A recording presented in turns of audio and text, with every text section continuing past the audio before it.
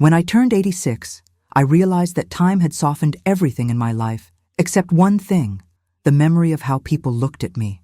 I could forget old addresses, birthdays, and the names of neighbors who used to borrow sugar from my mama. But I could never forget the way strangers' eyes traveled down my body before snapping away as if my size somehow offended them. Those glances felt like tiny cuts, and even as the years stacked on top of each other like dusty photo albums, those cuts stayed open. Growing up in Nashville as the fat girl who never fit neatly into anybody's expectations left marks deeper than the wrinkles time later carved on my face. I used to think that if I just became quieter, smaller in spirit, if not in body, maybe the world would stop treating me like I was wrong. But life never worked like that. I've lived through 8 decades of opinions, whispers, laughter behind hands, and the sharp sting of being told I'd be prettier, if only. I carried those voices with me through school, work, motherhood, loss, love, and every chapter that formed the woman I became. For years, I believed those voices more than my own. I let them shape how I dressed, how I walked, how I hid myself in photographs. But time, in its strange kindness, gives you moments where you finally see yourself without the noise. My moment didn't come wrapped in inspiration or fireworks. It came on an ordinary Tuesday morning when the sun slid through my kitchen window and I caught my reflection in the microwave door. Tired eyes, soft arms, and a belly that had held children, meals, grief, joy, and the whole messy story of my life. And for the first time, I didn't look away. When I finally stopped avoiding mirrors, I realized I had spent most of my life believing a story that wasn't written by me. It was written by the comments of relatives at Sunday dinners, by classmates who giggled when I ran in gym class, by men who thought my worth was measured in inches, and by women who thought I should apologize for taking up space. For 86 years, I carried all those borrowed opinions like bricks in my pockets. But now, as I sit in my little kitchen in Nashville, sipping coffee before the sun rises, I feel an urge stronger than embarrassment, stronger than old shame. I feel the need to tell the truth. Not the truth they taught me about myself, but the truth I earned through survival, heartbreak, resilience, and the long journey toward loving a body nobody else ever celebrated. Before I begin my story, I want to invite you, whoever you are, wherever you are, to stay with me until the end. My voice may tremble in the telling, but it's steady enough to reach you. If you're here because you know what it feels like to be judged, overlooked, mocked, or dismissed because of your size or your shape, then this story is for you. If you've ever felt too big, too small, too different, too visible, or too invisible, I hope my path offers a piece of comfort you can hold. And if you're watching this on Grandma's Touching Stories, I'd be grateful if you subscribed to the channel, left a like, and shared a comment telling me which country you're watching from. It warms my old heart to know my voice travels farther than my feet ever did. Now, I'm ready to tell you how I overcame body shaming and learned to love myself, not overnight, not easily, but honestly. I was born in the summer of 1936 in a small wooden house tucked behind a row of pecan trees on the east side of Nashville. My mama used to say the heat that year was so heavy it made the clouds look tired. And I believe her, because every picture from my childhood has that warm haze behind it. People think the hardest part of being the fat kid is the teasing from other children, but that wasn't how it started for me. It began with the way grown-ups talked around me, thinking I didn't understand. They said things like, "She's solid," or "She's got a big frame," or "She'll grow into it." They used those phrases the way people use napkins at dinner, casual, forgettable, but still wiping something away. What they wiped was my sense of being enough. I remember standing at the edge of the porch one evening, barefoot and sticky with watermelon juice, when 2 of my aunts came to visit. I must have been 7. One of them leaned down to pinch my cheek, and instead of saying something sweet the way grown-ups usually do with children, she murmured, "This one's going to have trouble if she doesn't slim down." I didn't even know what slimming down meant, but I understood the tone. Children always understand tone. My belly tightened, and I pulled my shirt down, tugging it over myself the way I'd seen Mama do when she was nervous. That was the first time I wished my body looked different. School only made the feeling louder. When kids laughed, they didn't need to say why. Their eyes did the talking. When I ran, my thighs rubbed together, and the burn stayed long after recess was over. When we lined up for pictures, the teachers always tried to place me in the back row, even though I was shorter than half the class. They didn't want me drawing attention.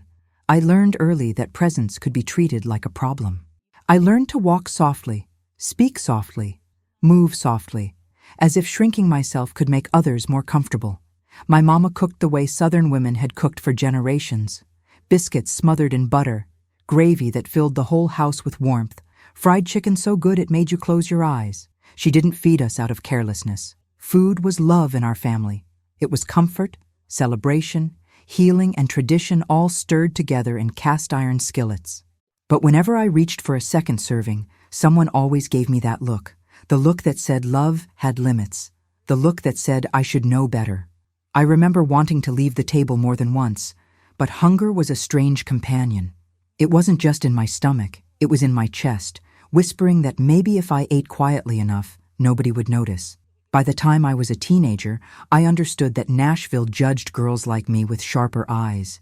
The boys wanted the thin ones who swayed like willow branches in spring wind. The girls wanted friends who didn't cast a shadow too close to theirs. At dances, I stood by the punch bowl pretending to enjoy the music while scanning the room for anyone who might approach me. They rarely did.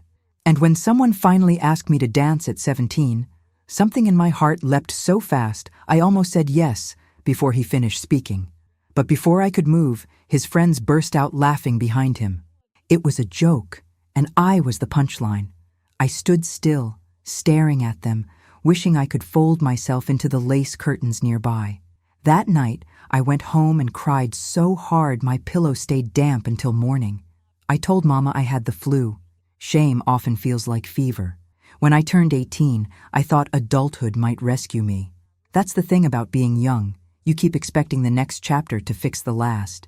But I carried the same body into adulthood, and the world carried the same expectations.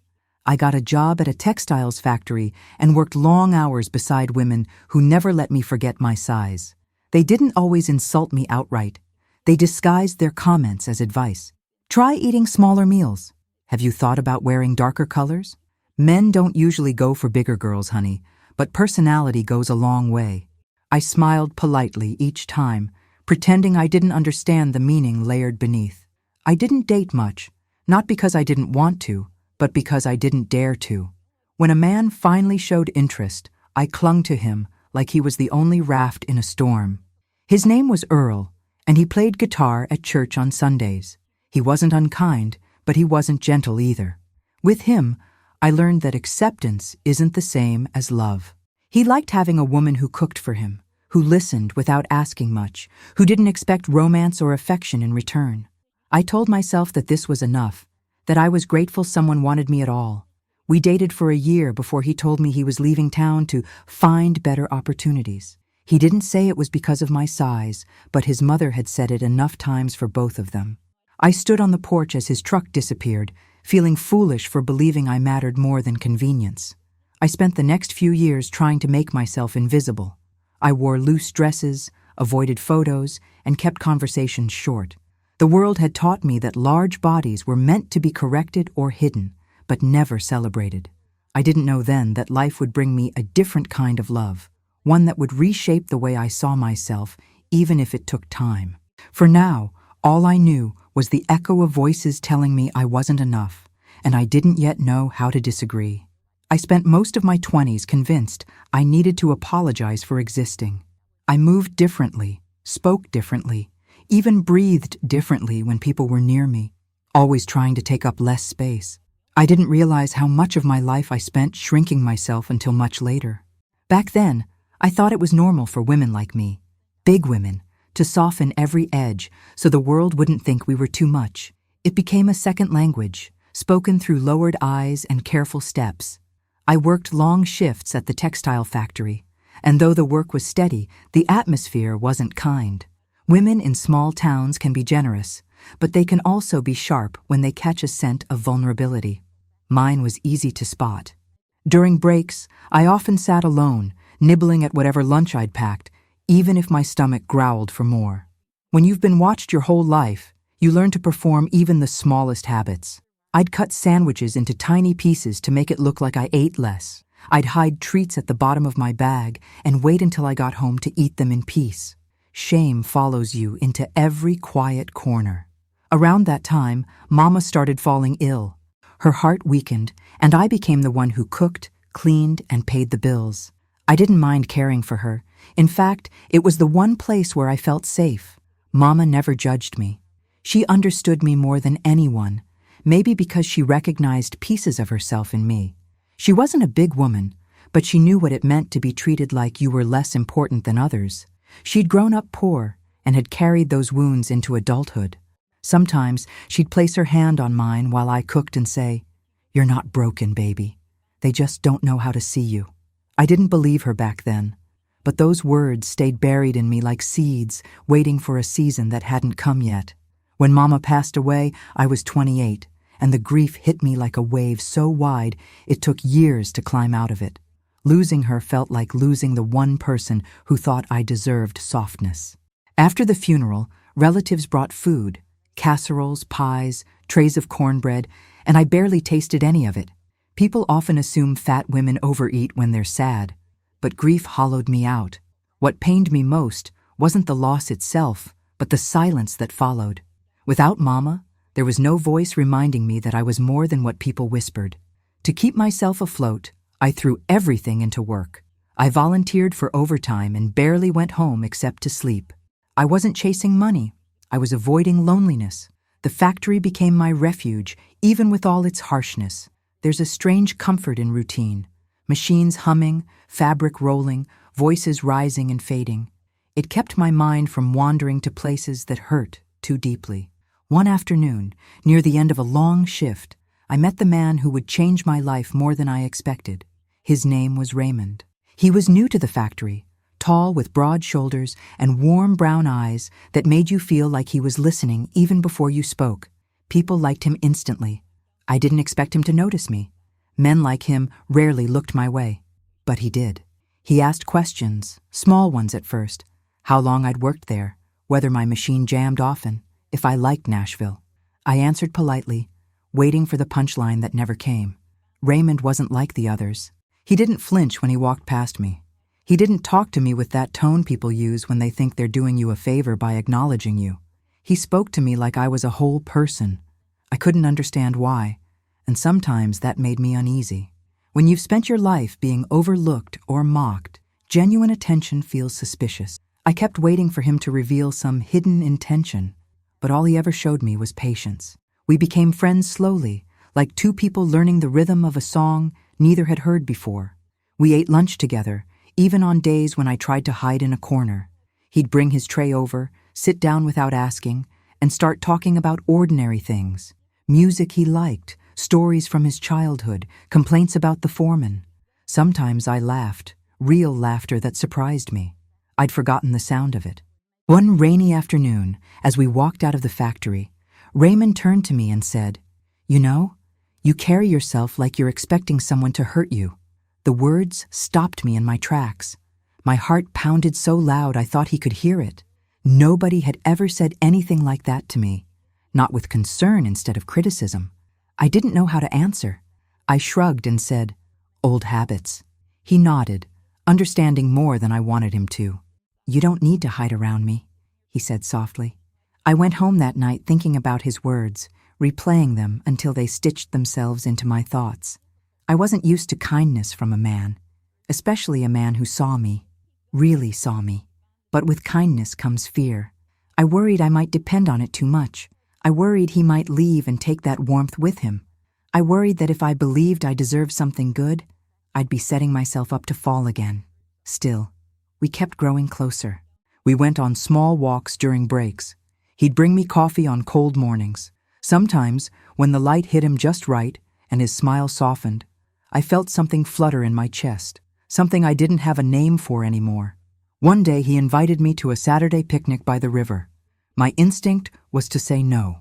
Even imagining myself sitting on a blanket in the open, eating in front of other people, made my stomach twist. But when I looked up at him, something inside whispered that maybe this was a step I needed to take. So I said yes. That picnic became the beginning of a chapter I never thought I'd have. The morning of the picnic, I woke up with a knot in my stomach so tight it felt like a fist. I stood in front of my small dresser mirror, holding up different dresses, none of which made me feel brave. Every outfit reminded me of some past embarrassment, a comment someone made, a laugh I pretended not to hear, a moment when my body felt like an uninvited guest. I changed clothes 4 times before settling on a simple blue dress Mama had sewn for me years back. It wasn't special, but it made me feel remembered, and that was enough. I packed a basket with fried chicken, biscuits, and sweet tea, though I worried it looked like too much food. That's the thing about growing up fat. No matter how generous your cooking is, people assume greed instead of love. I checked the basket twice, making sure everything was arranged neatly, as if tidiness could shield me from judgment. Raymond arrived exactly at 10. He always had a way of smiling that eased the tension in a room, but I still felt the familiar flood of nerves. As we walked toward the river, he carried the basket like it weighed nothing. The path was lined with tall trees that swayed lightly in the summer breeze, their leaves whispering above us. I tried to match his stride, but my steps were smaller, more cautious. I kept my hands folded in front of me, a habit I'd developed years earlier to hide my stomach. When we reached the riverbank, the sun was already high, casting light that danced on the water. Raymond spread out a blanket and motioned for me to sit. I lowered myself carefully, wishing I could do it gracefully, wishing my knees didn't creak, wishing I didn't have to worry about the blanket shifting beneath my weight. But the moment I sat, Raymond plopped down beside me with a grin, unconcerned with anything but the moment itself. "You didn't have to bring all this food," he said, opening the basket. "I wanted to," I replied, though the words trembled slightly. "It looks amazing. You cook like someone who knows how to care." His comment made warmth bloom across my face. Nobody had ever said anything like that to me without a shadow of sarcasm. For a long moment, we just sat there, listening to the gentle rush of the river. I could feel the breeze brushing my arms, carrying the scent of grass, water, and a hint of wildflowers. We talked for hours, not about anything extraordinary, just the kind of conversations that weave people together quietly. He told me about growing up in a crowded house with 5 siblings. I told him about Mama's cooking and the comfort of our old wooden porch. We laughed about things that didn't matter and shared silences that felt strangely intimate. Then came a moment I didn't expect. While eating a biscuit, I noticed a group of people nearby, 3 young women and a man about my age. They were whispering, glancing in my direction, their smiles curling into smirks. I recognized that expression instantly. It was the same one I'd seen my whole life. Their attention didn't fall on Raymond. It fell on me. My chest tightened, and I felt myself retreating inward, shrinking the way I always had. Raymond noticed immediately. "What's wrong?" he asked gently. "Nothing," I said, lowering my gaze. He followed my line of sight, then looked back at me. "Don't do that." "Do what?" "Disappear." His voice wasn't sharp, but it held a weight that made me swallow hard. For the first time, someone saw me hiding in real time, and it startled me. I didn't know how to respond. "People like them don't know you," he continued. "They don't get to decide how you feel about yourself." Tears stung my eyes, and I hated that I couldn't stop them. "It's not that easy," I whispered. "I know, but they don't deserve to have that kind of power. Nobody had ever defended me like that. Not once, not even in small ways." His words settled in my chest like a stone and a feather at the same time, heavy and light, painful and comforting. We finished our meal in calmer silence. The sun grew warmer, and a soft breeze kept tugging at the edges of the blanket. When we packed everything up and headed back, Raymond walked close beside me. Not because I needed help, but because he wanted to be near. That simple gesture meant more than flowers, poems, or grand declarations ever could. Later that evening, as I lay in bed replaying the day, I felt something strange, a sense of being worthy of someone's presence. It frightened me. Hope always scared me more than disappointment. Disappointment was familiar. Hope was a stranger that made promises I wasn't sure I could trust. Raymond didn't push. He didn't rush. He showed up every day with the same steady kindness. Over time, I began to look forward to seeing him. His laughter loosened something inside me. His patience softened corners I'd kept sharp for protection. His eyes didn't flicker with judgment when they landed on me. They stayed warm, almost gentle. Weeks passed before he asked me out on a real date, dinner at a small diner near downtown. I hesitated, but he smiled in that quiet, sincere way of his, and I found myself nodding before fear could stop me.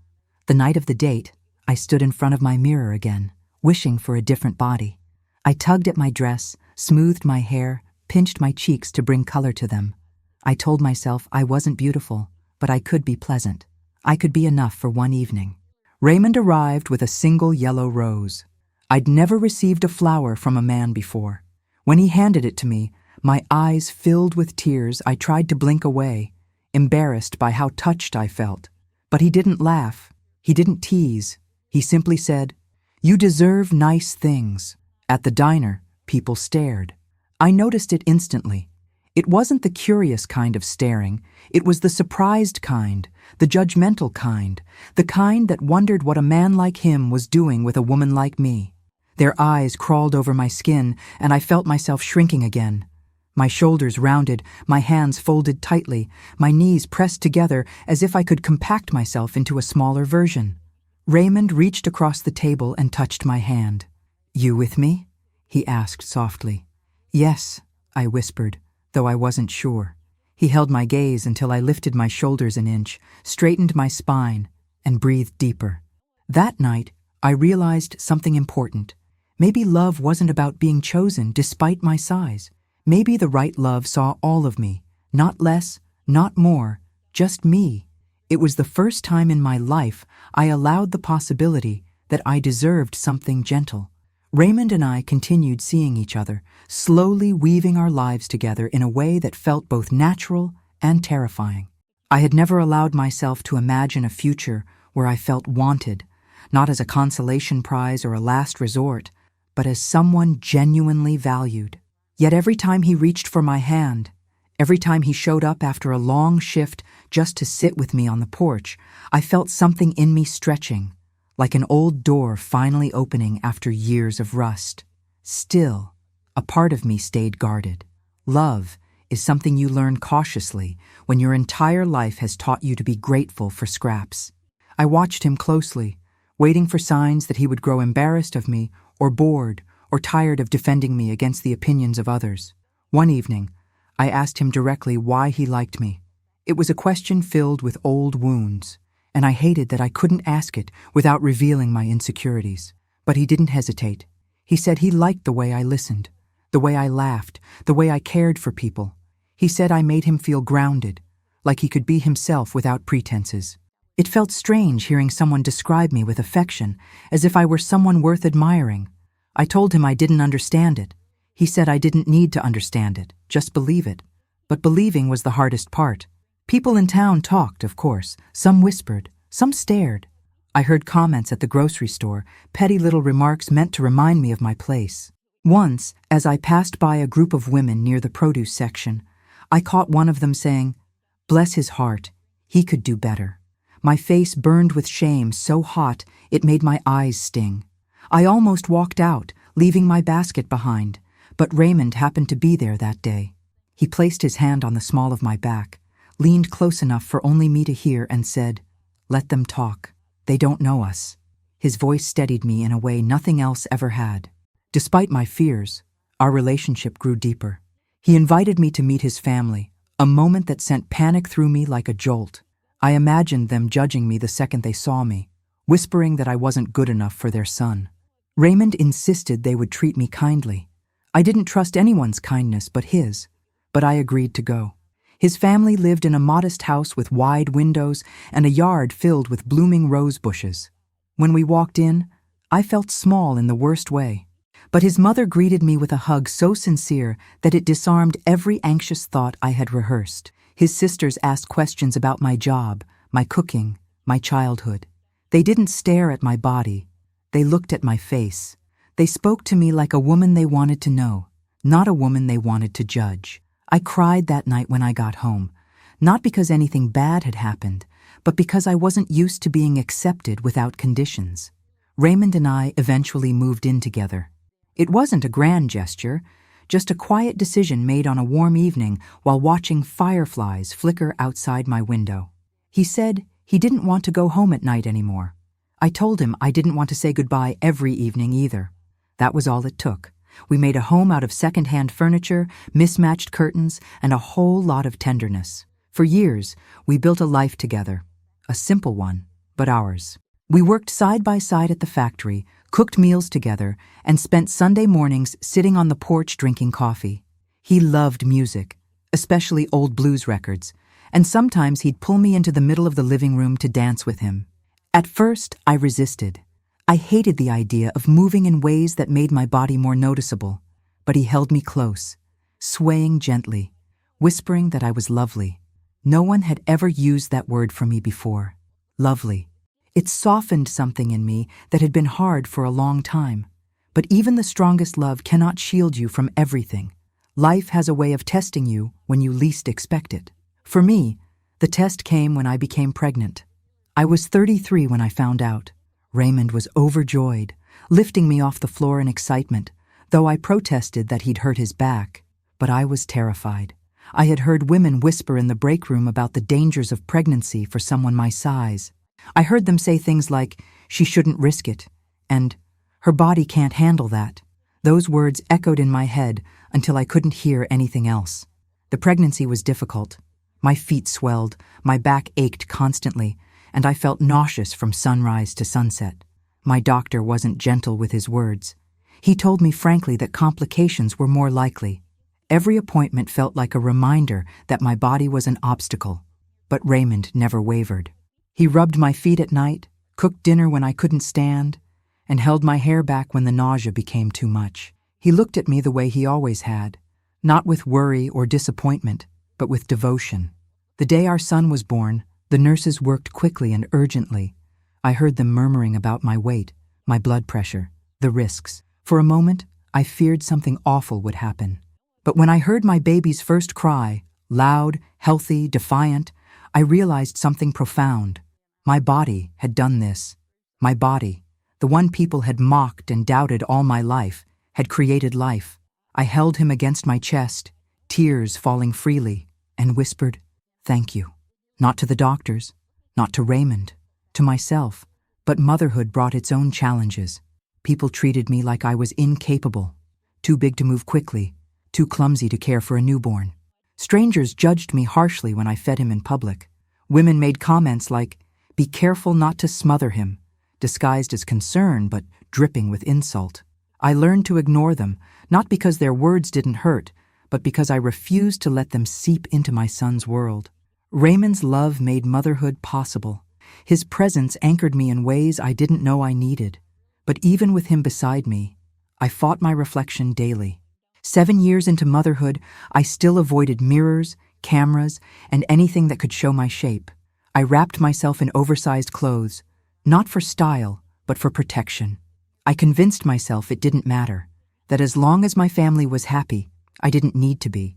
But that lie would unravel soon enough. I'm 86 now, and when I look back at the long road behind me, I see a woman who spent far too many years apologizing for a body that never needed permission to exist. I wasted decades trying to shrink myself to fit into places that were never meant for me.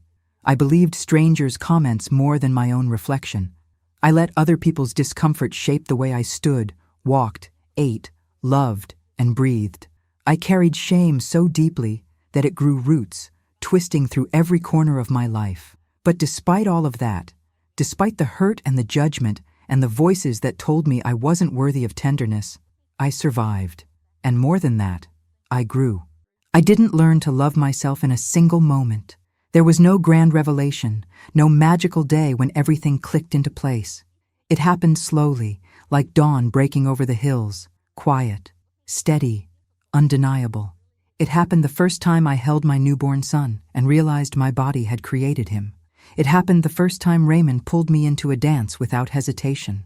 It happened the day I looked into the microwave door and didn't flinch at my reflection. Piece by piece, I stitched myself back together with the thread of every kind word, every brave step, every breath I allowed myself to take without shame. Losing Raymond later in life nearly broke me, but even in grief, I carried the lessons he gave me. He taught me that love isn't something you earn by changing yourself. It's something you give and receive because you are human, because you are alive, because you deserve warmth like anyone else. I learned that my worth was never tied to a number, a size, or a shape. My worth came from the life I built, the people I cared for, the resilience I carried through seasons of doubt. If someone watching my story sees even a glimmer of themselves in my journey, I hope they understand this. You don't have to wait until 86 to stop shrinking. You don't need permission to take up space. You don't need approval to breathe freely in your own skin. Your body has carried you through every joy and every sorrow. It deserves gratitude, not hatred. I'm 86 in Nashville, and I finally love myself. If I can reach this place after a lifetime of being told I shouldn't, then maybe, just maybe, you can too.